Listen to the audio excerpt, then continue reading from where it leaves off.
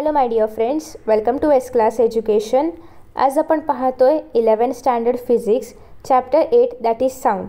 So sound या चॅप्टरचे important questions आणि असे कोणते टॉपिक्स आहेत जे तुम्ही स्किप करू शकता हे आज आपण आजच्या व्हिडिओमध्ये पाहणार आहोत. फर्स्ट ऑफ ऑल तर हा जो इंट्रोडक्शनचा भाग आहे तसंही आपण रीड नाही करत, त्याच्यामुळे तुम्हाला स्किप करायचं आहे. नेक्स्ट आहे types of waves. So types of waves तुम्हाला असं डिरेक्टली नाही विचारलं जाणार की टाइप्स ऑफ वेव्स लिहा वगैरे, सो हा पण पोर्शन तुम्ही स्किप करू शकता. प्रॉपर्टीज ऑफ वेव्स मात्र तुम्हाला विचारलं जातं. डेफिनेशन विचारली जाते. ॲम्प्लिट्यूड म्हणजे काय, वेवलेंथ म्हणजे काय, पिरियड म्हणजे काय, डबल पिरियोडिसिटी म्हणजे काय. सो हे करायचं आहे प्रत्येकाचं डेफिनेशन, फ्रिक्वेन्सी वगैरे सगळ्याची, वेलोसिटी पण. ओके, त्याच्यानंतर नेक्स्ट आहे की okay so what do you mean bye phase difference म्हणजे काय, जनरल तुम्हाला डेफिनेशन्स करायचे आहेत. इतकं मोठं नाही, जनरल डेफिनेशन करायचं आहे. सगळ्यात महत्त्वाचा क्वेश्चन आहे ते म्हणजे लॉन्जिट्युडिनल आणि ट्रान्सवर्स वेव्स या दोघांमधला डिफरन्स एक्झाममध्ये येतो. त्याच्यामुळे दोघांमधले हे डिफरन्सचे साधारणतः 5 ते 6 पॉईंट्स तुम्हाला करून ठेवायचे आहेत. ठीक आहे, ट्रान्सवर्स आणि लॉन्जिट्युडिनल वेव्समधलं कॅरेक्टरिस्टिक्स जे आहेत तेच डिफरन्समध्ये येणार आहे, फक्त दोन्ही मॅच होतील असं लिहायचं आहे. ठीक आहे. ओके, सो लॉन्जिट्युडिनल आणि ट्रान्सवर्स वेव्सचे तुम्ही करणार आहात. डिफरन्स बिटवीन जेव्हा तुम्ही करताय त्याच्यामुळे तुमचे सगळे 5 ते 6 पॉईंट्स क्लिअर होत आहेत. सो इवन ते तुम्हाला डिस्क्राईब करायला सेपरेटली किंवा इंडिपेंडंट क्वेश्चन आला तरी पण तुम्हाला ते सॉल्व करता आलं पाहिजे. त्याच्यानंतर नेक्स्ट आहे स्पीड फाइंड आउट करण्यासाठी velocity is equal to √T/m हा फॉर्म्युला लक्षात ठेवायचा आहे. तुम्हाला न्यूमॅरिकलसाठी युजफुल राहणार. ठीक आहे. त्याच्यानंतर हे व्हॅल्यूज वगैरे काही पाठ करायची गरज नाही आहे, सो टेन्शन घेऊ नका.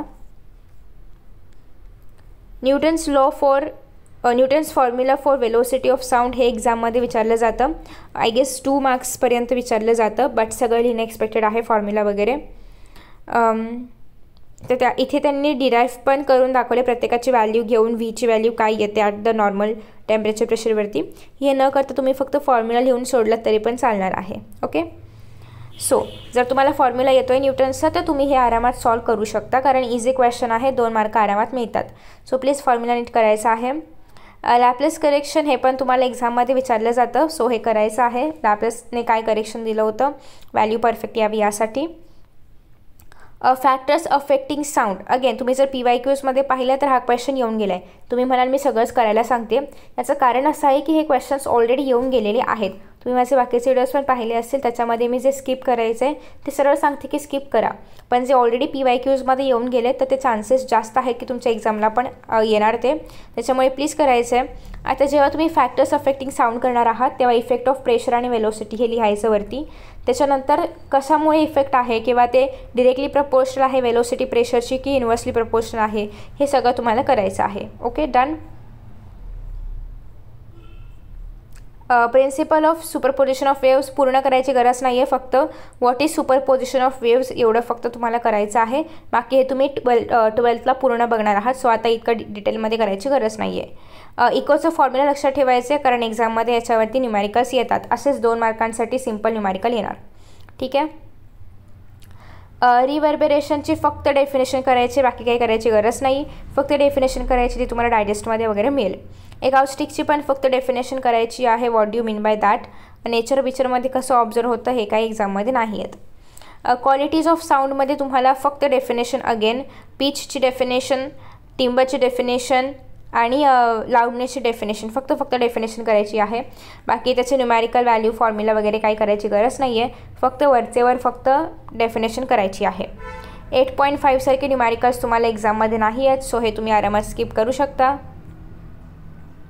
डोपलर इफेक्ट सगळ्यात महत्त्वाचे. डोपलर इफेक्टचे जे काही 3 इव्हेंट्स आहेत किंवा डोपलर इफेक्ट नेमकं काय आहे जे तुम्हाला इथे 3 गोष्टींमध्ये सांगितलं आहे, तर हे करायचं आहे. हे तुम्हाला न्यूमॅरिकल्स नाही काय म्हणतो आपण त्याला, MCQsमध्ये पण विचारलं जातं की डोपलर इफेक्ट कुठे कुठे पाहायला मिळतो वगैरे. ठीक आहे, सो हे ॲक्च्युली डोपलर इफेक्टचे डेफिनेशन आहे आणि त्यानंतर कुठे कुठे पाहायला मिळतं हे खाली दिलं आहे. बाकी या गोष्टी तुम्ही स्किप करू शकता. हे पूर्ण पान स्किप केलं तरी पण चालणार आहे. इवन तुम्ही हे पण पेज पूर्ण स्किप करू शकता, हे पण पेज स्किप करू शकता. Okay, done. बाकी सगळं स्किप करू शकता.